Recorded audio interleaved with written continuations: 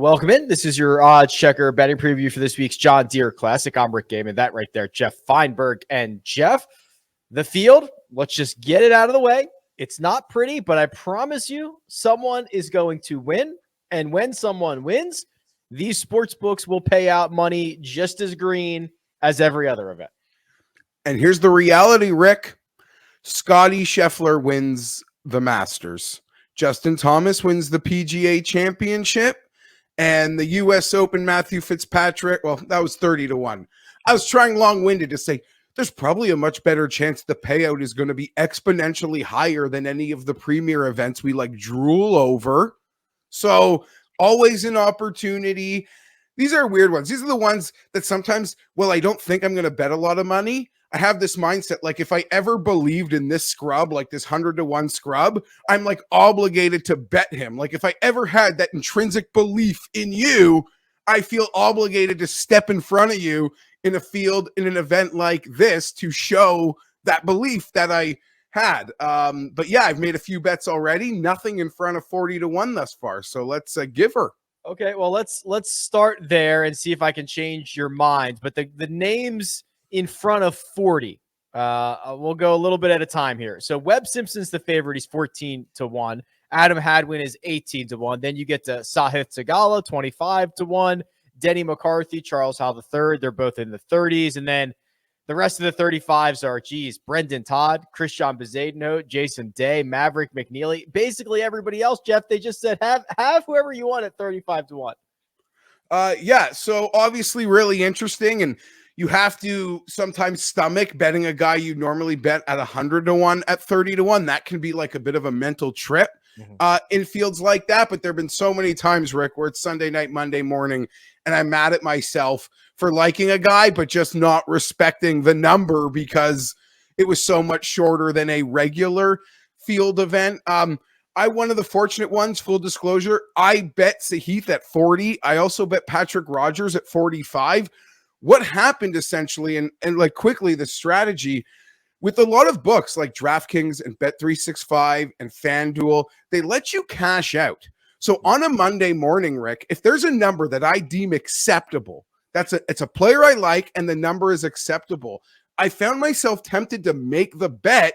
And if I want to move off it, I'm quick enough in seeing the trends that I can get off it full. And the moment Daniel Berger withdrew yesterday, I made 3 bets in real time, knowing that these odds will not get shorter. If I want out, I can get out for free. But right now I'm making them. That was Sahith, that was Patrick Rogers, and that was Cam Davis. So those are the 3 bets that I have made. But I can tell you, I've got a lot of respect for Nick Hardy. And there's a Christian Bezuidenhout, as I'm talking to you, 50-1 Bet365 boost. Wow. Which is now percolating and circling in my head right now. But those would be the players that I have bet on and that certainly have my respect in this range. Yeah, considering Bezuidenhout's 20-1 at DraftKings, certainly worth shopping. 35-1 in some places, and as Jeff mentions, you can find a boost for 50. I've also bet Cam Davis. I'm in there. The guy that when you were describing the situation of, okay, I've bet this guy however many times, and now we go to this field, and I feel obligated to bet him again, is Maverick McNeely. Yeah. Like, what am I supposed to do? Not bet him now? Yeah, no, and you would think, short course should work perfectly for Maverick. I don't know. I feel like I've overrated his play this year, which is a bit of a, like, my perception is he's been better than he actually has also. So that is stopping me to some regard, but I should have included Mav in that boat. And yeah, you make the point. There's a guy I respect, this guy I believe in. This is a guy I came into the year quite confident he would find his breakthrough. You're not gonna sort of ride that feeling for this event. He would have to be playing catastrophically bad, I guess, for someone of that mindset to not make a move.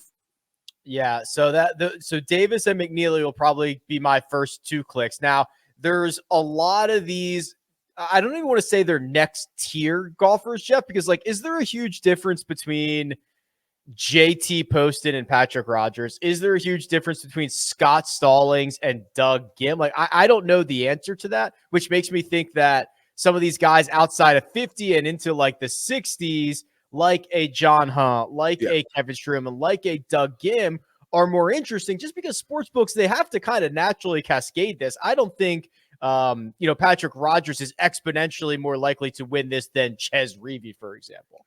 You are not wrong. And I'm one of those, like, I don't know. I found myself seeing the field, the board, like beholden to Rogers, knowing one of his best ever tour results was here. Bryson's first win came as an hour before Bryson won his first ever tournament. I'm like did Patty Rogers bring his passport because we're going to the Open? He's about to win the Deere. So yeah, I'm stuck there in a field this crappy, and I'm sort of making those leaps, but I totally agree with you. We often misinterpret the term win equity a lot. I do it. We're kind of all guilty of it, but you can't tell me that, Lanto, Cam Champ, all these guys represent equal win equity than the players I have bet at 20 points less. I totally agree with that sentiment. You mentioned John Hunt. That is a player I am certainly swimming around at the moment. Even in Adam Svensson, a player I am circling around at the moment. I'll tell you, Rick, though, I find myself in an event like this, and this will ring true as we cross 100. I'm always more willing to test the ceiling and the unknown of like a Svensson, or if we cross 100, like a Buckley or a Gotterup, not to like spoil what names I might say in a minute, then like what I feel is the known of, not to insult Reavie or Streelman, but like, I know. And if Kevin Streelman wants to catch an eclipse like he did 6 years ago with the Travelers, I'll have to eat it.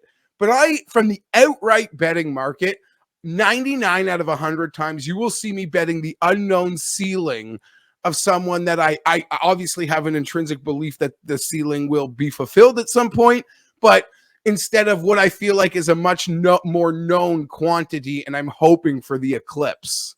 I'm 100% with you. Yeah, some of these guys like Buckley who have played less than 25 events on the PGA Tour. We don't even know what their ceiling is yet, and I'd like to find out. I'd like to find out in a situation like this. So as we start to get into the long double digits and into the triple digits, you mentioned Gotterup. He's 100-1 on the grid. Is there anything else kind of just in front of him that could spark an interest or two? Nate Lashley, but I was surprised. I mean, that number's been coming down. It's already 80 and as low as 65 in some places. That could be a harder one maybe to bite the bullet on. The smother man, but Sam Ryder, 125-1, Rick, looking at some of his recent statistics. That is the bet that I have made north of 100.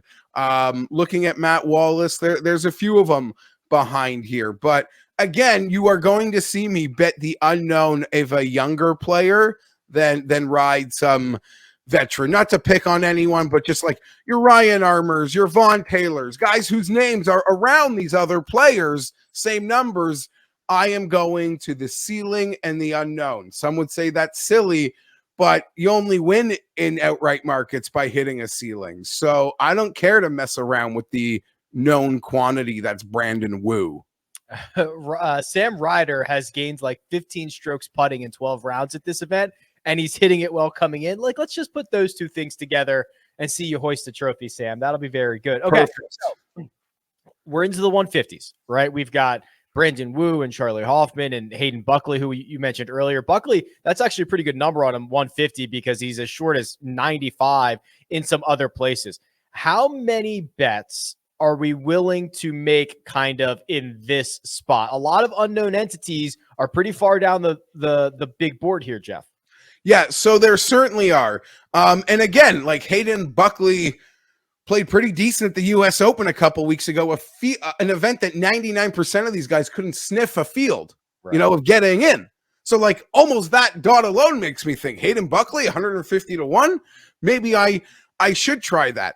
I will say, though, I think I'm going to be tempered on, well, no, I'm going to be out of town. It's Canada Day. It's a long weekend. I'll be by the lake. I'm going to miss the opportunity I'm about to tell you about. Events like this, these sites that offer live betting, Rick, they don't have a clue who so many of these guys are. late Friday, Saturday morning, guys will be making moves to put themselves in contention. You will be able to find stale numbers. I won't have reception. I might be on a lake. Maybe that's a humble brag, but I am going to miss an amazing opportunity. There's going to be players you respect, that the guy running the book has never heard of. I mean that. It happens all the time in these totally jabroni fields. Well, as much as I want you to have a good time at the lake and enjoy that, I will be taking advantage of it. So thank you for reminding me of the heads up. But you're absolutely right. The strike the field's like a 34. And also, Geoff, this is generally a birdie fest. So we are going to see like someone's going to go out and shoot